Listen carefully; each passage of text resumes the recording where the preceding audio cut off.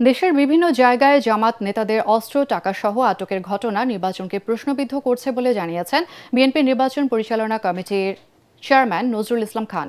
তিনি বলেন, যারা নির্বাচন বানচালের চেষ্টা করবে জনগণ তাদের প্রতিহত করবে। এদিকে জামাতের সহকারী সেক্রেটারি জেনারেল এহসানুল মাহবুব জুবায়ের অভিযোগ করেন, যাদের জনসমর্থন নেই তারা কৌশলে জামাত ইসলামের বিরুদ্ধে অপপ্রচার চালাচ্ছে। নির্বাচনে কোনো বিশৃঙ্খলা ঘটালে জনগণকে নিয়ে তা প্রতিহত করা হবে। বিকেলে নির্বাচন কমিশন কার্যালয়ে প্রধান নির্বাচন কমিশনারের সাথে সাক্ষাৎ শেষে কথা বলেন তারা। আর ইসি সচিব জানান, সুষ্ঠু নির্বাচন আয়োজনে বদ্ধপরিকর ইসি। সৈয়দপুরের টাকাসহ জামাত নেতা আটকের বিষয়টি নির্বাচন কমিশনের এখতিয়ার না বলেও জানান তিনি। বিজয় সম্পর্কে যাদের দুশ্চিন্তা আছে কিংবা পরাজয় সম্পর্কে যারা নিশ্চিত, তারা অনেকেই চেষ্টা করতে পারে নির্বাচনটাকে বাধাগ্রস্ত করার।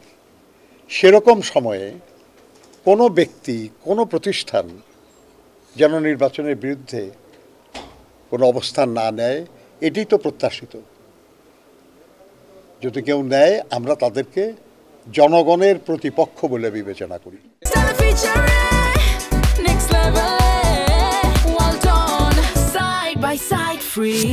একদল লোক যারা মনে করছেন যে জনগণের সমর্থন তাদের প্রতি নেই, তারাই এখন ছলে বলে কলে কৌশলে আমাদেরকে জনগণের সামনে ভিন্ন রূপে উপস্থাপনের জন্য আমাদের মর্যাদাকে, আমাদের দলের মর্যাদাকে, আমাদের সম্মান ইজ্জতকে, জনসমর্থনকে প্রশ্নবুদ্ধ করার জন্য একটা হীন অপপ্রয়াস চালাচ্ছেন, একটা ঘৃণিত অপপ্রয়াস তারা চালাচ্ছেন গিয়ে। আমরা সবাই সচেষ্ট থাকি যেন আমরা ইলেকশনটাকে সুন্দরভাবে করতে পারি।